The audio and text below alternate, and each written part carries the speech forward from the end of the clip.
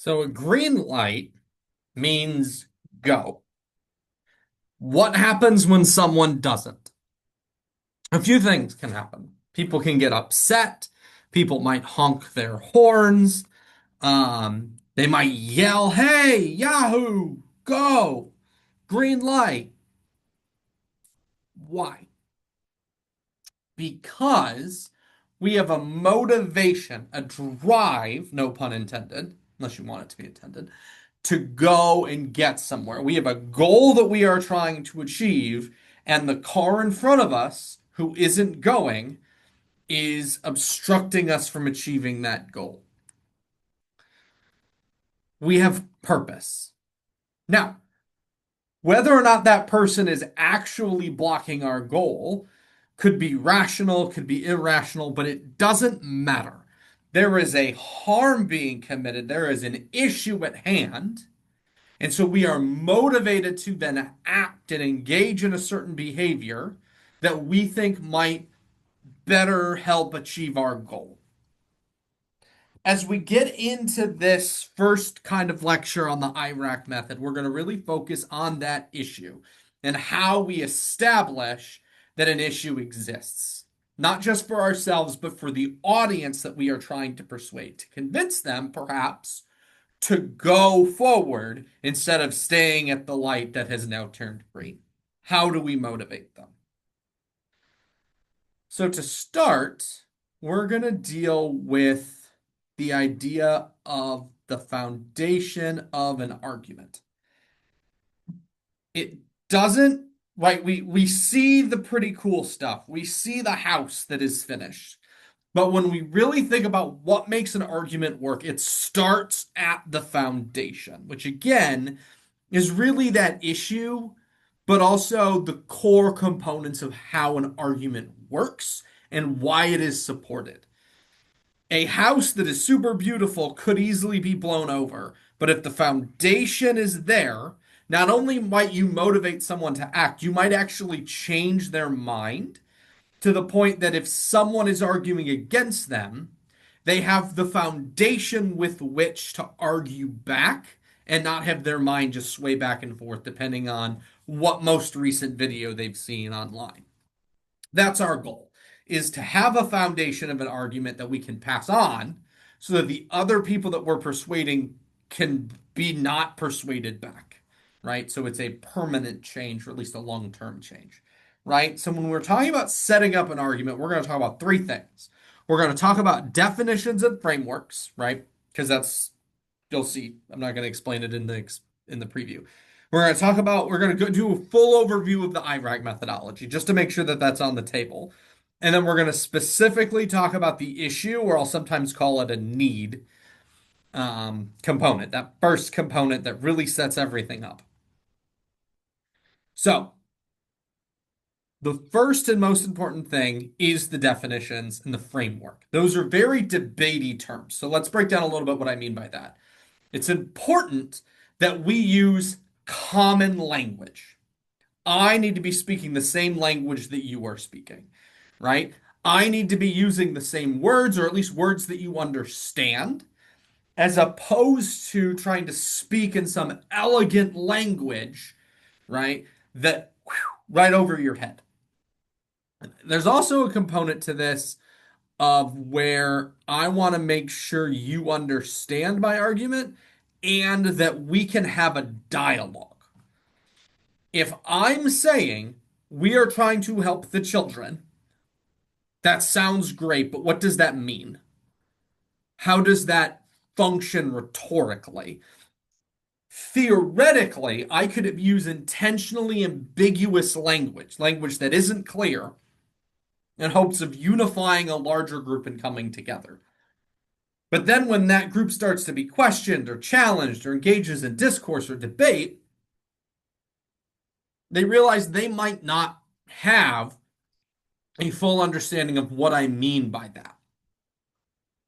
We also need to make sure that we're evaluating on the same scale. Why is something a good idea? What makes an idea good? What makes it a good solution? What does it look like to be solved? If we are using different criteria to assess what a good idea is, then we're not even in the same universe here. So it's really important at the beginning of a debate, whether it's an academic debate, whether it's a civil debate on just on free speech law, whether it's a conversation we're having with a relative at Thanksgiving. We have to start by using the same language and thinking about things through the same criteria, and then asking questions like, is that a good criteria? And how do we kind of assess through that lens? So here's some examples of where this could get confusing. These are some questions I've asked in-person classes. I've asked them in just casual conversation. What is the best restaurant in Orlando? I love a place called Chuba Hut that is a great sandwich place near campus on the other side of Colonial. I think that that's a fantastic place. Some people aren't really into sandwiches. They think sandwiches are boring. So they might go to um, Toasted, which is another sandwich place, perhaps. Or they might, if they think sandwiches are boring, they might go to a taco place. They might go to a place that has good pizza like Lazy Moon. I've also heard people say that Publix is the best restaurant in Orlando. Is Publix a restaurant? What makes a restaurant a restaurant? So that's where the language comes in, right? What is a restaurant? Does Wawa count as a restaurant, but Publix doesn't count as a restaurant? Why is that the case? Right? It makes a conversation really difficult if you're not defining what a restaurant is. What is the most exciting ride at Disney? What does exciting mean? Interesting? Is it about adrenaline? There's a lot of rides at Disney that are slow, that are really, really interesting, and I would think very exciting, and I would be excited to go on, right? Soaring, for example, is really fun. And if you sit on the end, kind of scary because you forget that you're not going to fall and die. But there's also rides that are more slow and informational that I would find extremely exciting, but someone else might be like, yeah, but it's not exciting. So what does exciting mean? Top leisure activity is another one. What does it mean to be a leisure activity?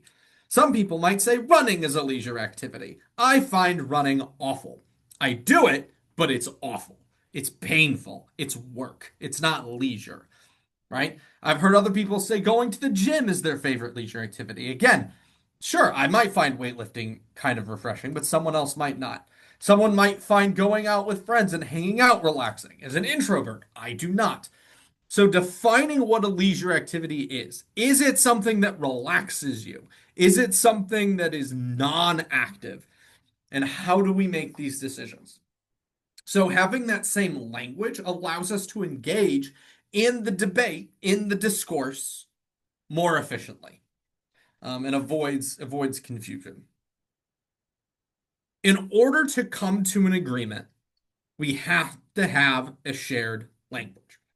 Conflict often stems from incompatible goals. So when I'm talking about someone at a stoplight who doesn't go when the light turns green, especially if it's a left turn only lane, because those take forever, right? You have a goal that you're trying to achieve, but you have to be able to communicate the goal, right? In a non-stoplight context, everyone knows what the goal is at the stoplight. But articulate, my goal is to blank. My goal is to graduate. My goal is to get a job. But you have to like think about that language and how you're articulating it, right? In order to make a decision about what's best for everybody, we have to have a shared framework. My goal is not for you to get a job. My goal might be for as many people to get jobs as possible, right? You're part of my goal, but you're not my singular goal, right? So we have to understand where everyone's framework is and theoretically have a shared framework. We often do this through something called a value debate. We have a framework, a value, right? Education, for example, is a value. It's a thing that's sort of intangible, but it's kind of this thing that we think is very important. My goal is to help you be as educated as possible and learn how to engage in civil discourse, right? That's a value. And then we can assess, is this class successful based off of whether or not that goal is achieved? Do I successfully help you be more comfortable in engaging in civil discourse? Yes or no?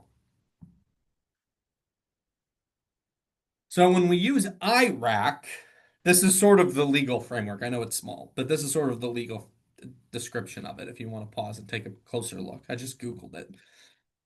Um, but let's take a look at sort of the main four parts. The first part is issue. What's the problem? What's going on? Why should I care? What's bad? Right? Usually there's a problem. So in a legal framework, you're talking about the question. Some harm has been committed, an exigency exists that forces some sort of action. But you have to prove that it exists, right? In a court case, if there's no harm, you have no standing. And so the court's going to reject it. I can't sue somebody for some because my neighbor got injured. My neighbor can, but I can't because there's no harm against me, right? So there has to be an actual, you have to have standing, and the issue establishes standing. In a non-law argument, right, you want to establish that a problem exists, a problem that the audience ought to care about. I'll use language like status quo. A lot of times we say, what is happening right now? Right now, this exists, and right now, this is bad and requires our attention. I also use the language harm. That's a stock issue in debate. In order for us to have a debate, right, there has to be a harm that exists in order for us to take an action and debate if an action solves that harm or mitigates that harm or helps in some way. I'll also sometimes use the term observation. That's more of like a present tense. I'm going to observe what is currently happening. Um, as we get into different argument structure, you may come back to this and sort of see that language used throughout. But again, this is me establishing common language. The main thing here for issue, there is a problem that exists, and you want to prove that it exists and prove that the audience should care. Rule. This is the value, right, that I sort of talked about before. Rule of law or mob rule of lawyers. Ha ha ha ha. By lawyers. So a value is a framework. Like I used the example of education, but it also might be a philosophy, right? Consequentialism, utilitarianism. Um, there's a bazillion million of them, I feel like. But that's kind of what we're doing. We're setting up a framework. So in a legal case, the rule is going to be the legal precedent, right? We've agreed that the law itself, case law, the Constitution, these are the values, the things that we hold as true, and we're trying to apply our situation to that context, to that specific framework, that law, that Constitution.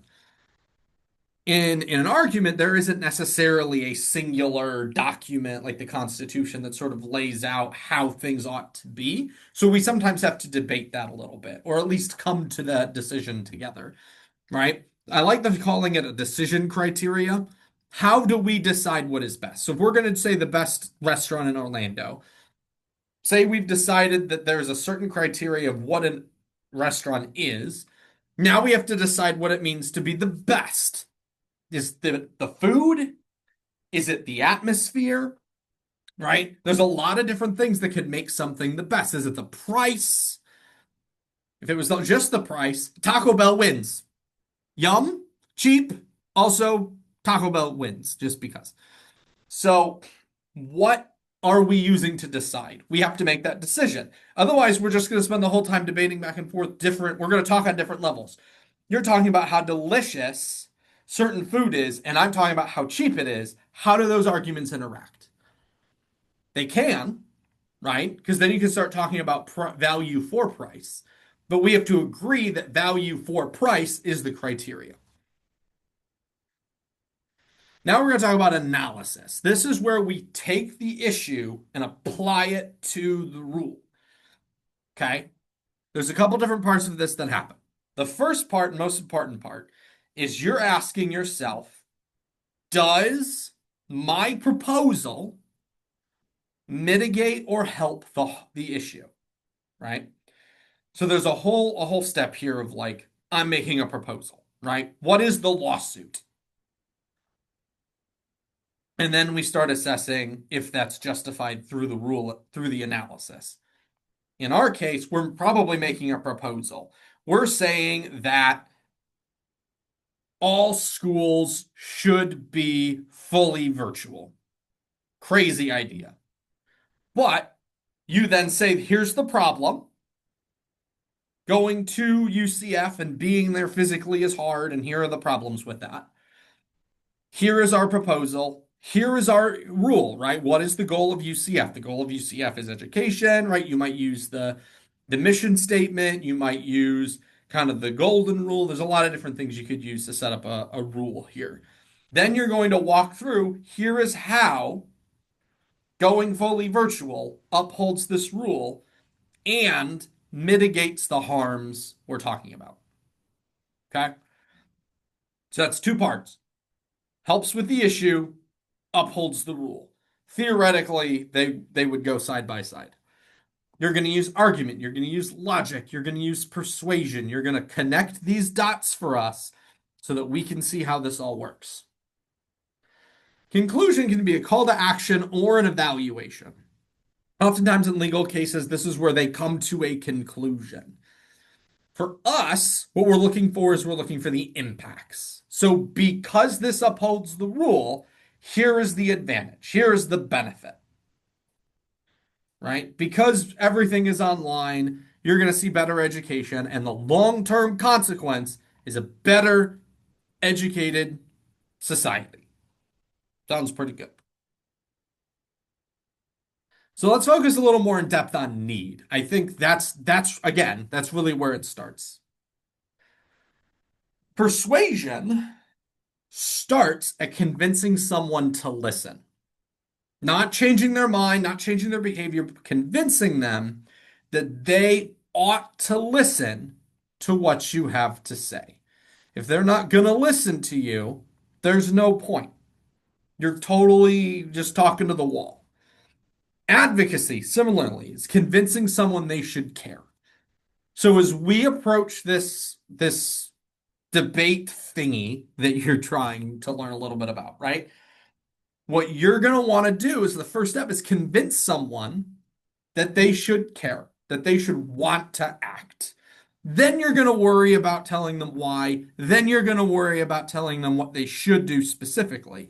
But first off, you need to convince them that they ought to listen to you, that there's a real issue that needs to be addressed. Right? So when you're doing this, you want to think about ethos, pathos, logos, right? Your three Aristotelian appeals, right? Ethos is your credibility, research backing, pathos, emotional appeals, logos, the use of logic and reason. We're about to go over all three. So when you're talking about ethos, you're talking about establishing trust. Woo! And establishing that an audience ought to trust you. Thinking about professionalism. What's your appearance? Do you appear competent and warm? Do you give off cues of competence that makes you seem reliable? Do you use reliable evidence? And do you use it ethically? These all sort of combine to create a general ethos. There are individuals who come off as extremely professional and elegant and well-spoken and have all of these competence cues, but use evidence poorly, but people still believe them. There's also people who use evidence really well and are really smart and really credible in that way, but because they don't present themselves in a credible way, people don't give them the time of day. So you want to make sure you have all of these things present. You also want to use that common language, right? It helps people feel connected to you. They are one of us. Okay, so that's got some implications to it I'm not going to get too far into, right? But you do want them to feel like they can relate to you. I understand them and what they are saying. They think I'm stupid and are talking down to me, right? So those are two kind of opposing concepts.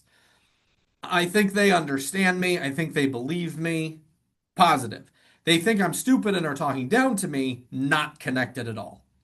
Okay? And a lot of people get disinterested. So a lot of times during, I'm going to use the 2024 presidential debates. Joe Biden, the current president at the time, got up and answered questions about inflation, saying it's getting better. And he gave all kinds of, I guess it was just the one debate he did, he gave all kinds of reasoning why he thought inflation was getting better. I'm not going to say it was or wasn't. What I am going to say is people were like, I feel like inflation is bad, and he's telling me inflation's not that bad. I don't trust him. That hurt his credibility as a speaker and hurt his standing as a presidential candidate. Okay. So telling people they're wrong, telling people that you don't believe them or that their lived experience is different than what you think is real is a good way to hurt them or to hurt their confidence in you. So that common language and common understanding is important. Right. And then similar vein, right? Listening to them and their perspective validates their identity and builds trust. Think about a resume. If you're submitting a resume, one of the things you should do, if you're not, you should start doing this, is you're probably going to use the language of the job description. If you have like a company profile or company website and kind of see their values, you can pull on that too and use that specific language in the resume. Use that specific language in the interview and be like, I saw on your website that this is something important to you, and this is how it's important to me. That sort of thing shows that you're willing to take the extra effort. It shows that you're listening and that you care about a company's identity and you're not just trying to get the job because you want to get paid. Using that language and using that strategy can establish trust. You're listening to them and are listening to what they care about and are adapting to that. I also know a lot of companies who write like proposals and work with the government and have different contracts. When they write these proposals, sometimes what they'll do is they'll use that whoever they're proposing to. Let's say they're proposing making a proposal to do a contract with a government agency. They might use that government agency's logo. They might use their color scheme and build that into their template so that it's like, hey, we're one of you. We're trying to show that we want to be part of this or that we are part of this, right? Those are ways to build credibility and connection with an audience. Pathos, right? This is your emotional appeal. We're going to put this on here for a little bit. Um, you can create an emotional reaction to motivate an audience. Telling a story about a little girl who died because of something can motivate an audience to care, right? That we care about women and children, right? That's the common textual framing that we use. Oh, we want to protect the women and children. That is an emotional appeal, right? Using someone's values, using someone's emotional connection, right? Specifically vulnerable groups, right? In order to motivate them to care to listen. There's some interesting social media research about negative content and about how negative content gets more swipes. And so a lot of the algorithms actually push negative content to the front, right? That fear. Um, you might be feeding your children poison, or you might be eating something that's going to shorten your life. These sorts of things motivate people to keep going. Now, I'm going to jump to the bottom. You want to be careful about persuasion versus coercion, right? This is your ethicality part of this lecture. Lots of online videos, political ads, advertisements use fear and or threat as a motivator. This is actually more coercion and is considered unethical persuasion as opposed to motivating people forward, right? Scaring them actually is typically a short-term effect, and it typically doesn't have the that grounding foundation that more of a logical positive persuasion can have or ethical persuasion can have, right? So remember, you want a good leader, right? This is me now pulling on leadership theory, drives people forward and leads them forward as opposed to yes, leads them from the front, motivating them forward, as opposed to standing in the back, yelling at them and trying to scare them forward. So think about that context. You want to lead from the front, not from the back. You want people to follow you, not be afraid of you. You want to use ethical persuasion. Emotions can be short term. They often work well as a hook to open the door. But emotions are fleeting and can be easily kind of flipped back and forth. They can have long term effect. I can think of a lot of situations where the emotion of something um, lingers with you. But that's hard to like predict and is more of an individual thing. So be mindful of that. And then when you're talking about logos, logical appeals, we're not going to get too much into the Toolman model. That'll be a later video, right? But you're talking about presenting well thought out reasoning, sign reasoning, causal relationships. Um, and again, as we get into analysis and conclusion and a little bit rule, we'll get into that. So when you think about it for the issue, though, you're talking about connecting to your audience, creating those clear connections. If you don't do, if this continues, this might be the effect, right? You also might want to build out that's your causal relationship. You also, or sign reasoning as well. You also might want to look at how big of a deal it is. How many people are affected? What's the scope? How broad? What's the magnitude? How harsh is this to be experienced? And what's the time frame? How soon is this going to be? Is this now? Is this in the future? Is this somewhere in the middle? And use these things to sort of build an urgency. Do we need to do, how badly does this need to be done? This is going to come in handy when you start comparing different proposals or different ideas to say, my solution deals with this issue now. This is a problem of great magnitude that requires our attention. Their issue's not as big of a deal. That doesn't mean it's not a big deal at all, but mine's a bigger deal because of the severity, the magnitude of the issue or harm. Now I want you to think about your motivations. What motivates you? These are kind of low stakes, maybe they're big stakes decisions, but like, why did you choose to come to UCF? Was there an issue? Was there some sort of persuasion rule, right?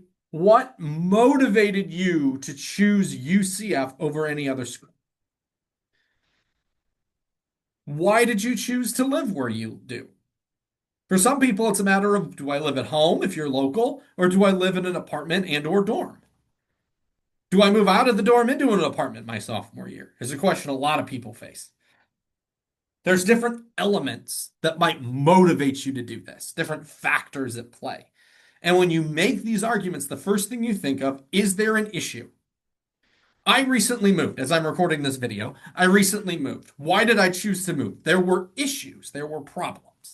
Whether it was that my girlfriend lived halfway across the city, whether it was that my apartment had a really bad air conditioning and I didn't want to live there anymore.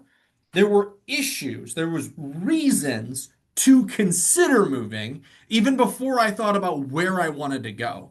I decided I don't want to live here anymore, right? The issue was established, and then I move forward with what next? What inspires you to go to work every day? What are your key motivators that make you go to your job? Do you love your job? Do you hate your job but need money? Is it rent related? Is it food related? There's a lot of reasons that people go to work. There's lots of reasons people choose not to work while they're in college. Um, So consider these different pieces and what drives you towards your decisions. This is getting a little bit into value and analysis, but when you think about the issue, right, that's where it begins. Why would you quit your job? Is there an issue? My fourth year of college, I took 5 to graduate, so we're going to say fourth year, not senior year. I quit my job as a manager at Burger King. Why? There were issues. It was super stressful. I was feeling burned out and it was taking up a lot of time, and I wanted to focus on speech and debate more fully. There were problems that drove me to that decision. Now, I thought about that decision for a long time. There were value elements to it that sort of that ruled like, okay, but blah, blah, blah, blah, blah. There was analysis, and then I came to a decision. At the end of the day, I decided that I was going to leave and I was going to not work my fourth year of college. I think from like October until I think I got a job that summer, right? But again, it all started with there's a problem. Is it a big enough deal to do something about it? That's where every argument begins, right? So think about Maslow's hierarchy of needs. I know it's like a super common framework, but it works. It's very descriptive. It's not always predictive. But if you're talking about like a value framework, this is not a bad one because it does it creates a hierarchy of things that are important, right? So let's use the example of me quitting my job my fourth year. Physiological and safety needs. I needed to be able to afford food. I needed to be able to afford rent. Well, I was in a unique position where my parents were paying for my rent and I had enough money saved up that I could get, and I could take out a couple student loans and I figured I could get through the semester. So physiological and safety needs weren't really an issue. What I was looking for was esteem. I was looking for belonging. I was trying to figure out what I actually wanted to do for self-actualization. I felt very burned out, right? And so I made the decision that for those higher level needs, I wanted to drop my job and do other things instead. Okay? Right? So this plays into the need very, very, very directly. You also might look at attitudes, values, and beliefs, right? Our values, these core ideas of what's super important, our beliefs, which are kind of based off of those core values. We have these next level like beliefs and things that we think are true and are fact.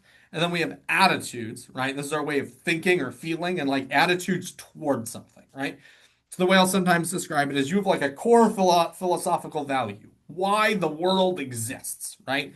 Whether that's a religious belief, a philosophical belief, or something else.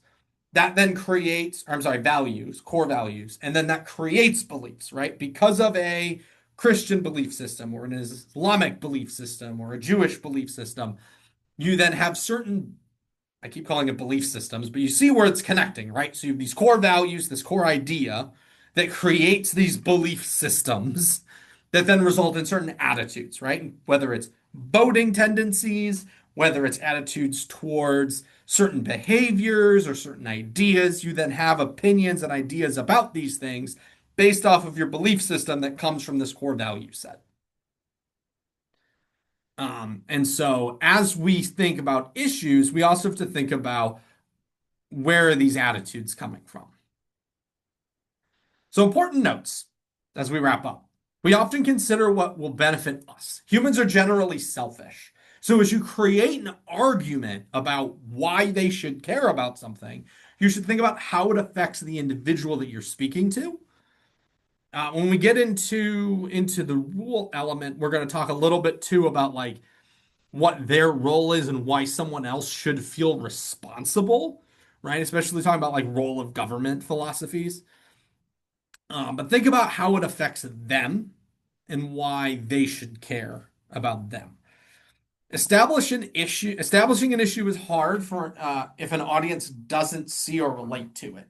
So that's where the scope, the magnitude, the time frame, feel like this is how it could do it, right? The common statistic is like 1 in 3 people know someone or experience breast cancer, right? That is an attempt to relate it to individuals, like your mom, your sister, your brother, someone you know might have breast cancer.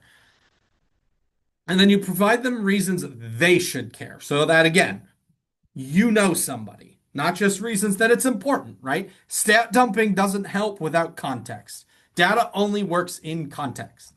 So tell them why that matters, not just that the data says it does. A lot of times people are like, this is the number of homeless people in Orlando. Sure. Why should I care? That sounds cold and heartless. But from an argument standpoint, you need to tell us why that matters, right? Is Orlando uniquely high, right? Or are you going to use a pathos angle and tell us why being homeless is so bad, right? That's your magnitude argument. Being homeless means people are unhealthy. It means people are cold. Talking about some of the effects of like severe weather and homelessness, people dying, right? Like that's a real harm that exists that you can use to establish why being homeless is so bad. So, frameworks, definitions, they give us this common starting point for a discussion. If we're not using the same language, if we don't have the same concept of what means what, then no discourse can really happen because we're just talking past each other. Establishing a clear issue draws the audience in and moves them to listen.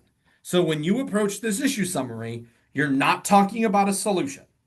It's really important that you don't have a proposal in the issue summary. What you have to do is establish that the issue is real. Convince me or whoever, City of Orlando, that we should care about this issue and should consider next steps. That's the only thing the issue summary does. If your issue summary starts talking about a proposal or a solution or why the government should feel obligated to do something, you've gone too far. Number one goal, establish that the issue is real and that we should care about the issue. Okay? So that's where we're at. Hopefully, this helps you understand the IRAC a little bit, but mostly I want you to think about the issue summary and the issue element. Good luck, and I look forward to seeing those.